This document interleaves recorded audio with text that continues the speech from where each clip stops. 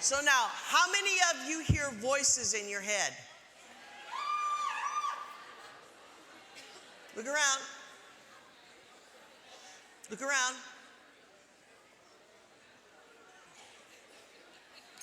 Look around, because I don't want anyone to think they're the only one that hears these things. All right? Shh. Here's my next question. Who's listening?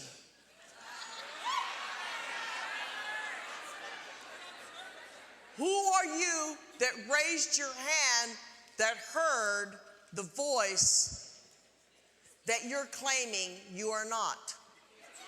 Who's listening? Who's listening?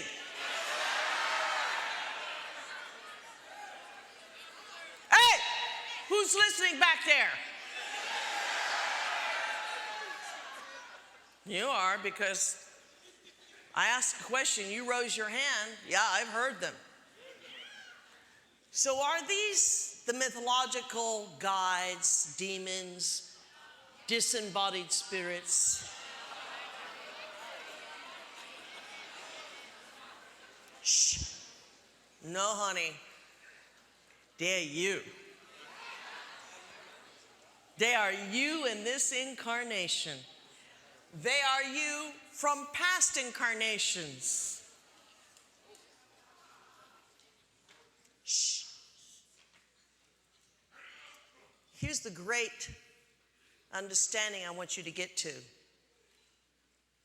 Some part of you that responded when I asked the question, have you heard the voices?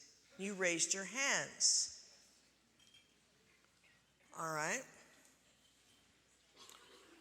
Who were the voices talking to?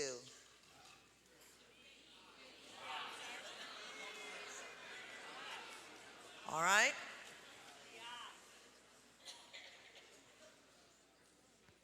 All right? Let's think about the subconscious mind, the lower cerebellum, as a judge in a case. I ain't just getting lessons on this. My daughter's been through plenty of this. I like the whole idea of a judge because, to me, he is the archetype of the subconscious mind. And here we have pro and con arguing to something that we all agree we are. We are the judge. We are the law. Now, let me finish with my case. We're arguing for our judge, us. And all these voices are arguing for us to make a decision in their favor. Are you with me? Is this too difficult to follow? Anytime that we give in to a voice, then we have moved from the judge to the analogical voice, and we become it. So where did all these voices come from? They are, listen to me, it's not no superstitious hocus pocus. They are learned neurological aspects of the brain that are truly life attitudes. You learn them. The danger of knowledge is that we learn knowledge. The danger is that we don't learn any more beyond that. You're hearing what I'm saying? So, let me tell you about the argument for your divinity. Your attitudes argue before God for precedence in daily situational experiences. Listen, you don't know the half of it. Every attitude is a spiritual intent. Every attitude that fights for the predominance of the observer affects the body, the DNA, the emotional body, and the gravity of reality.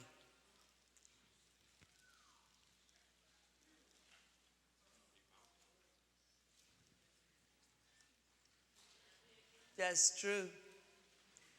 This would help you to understand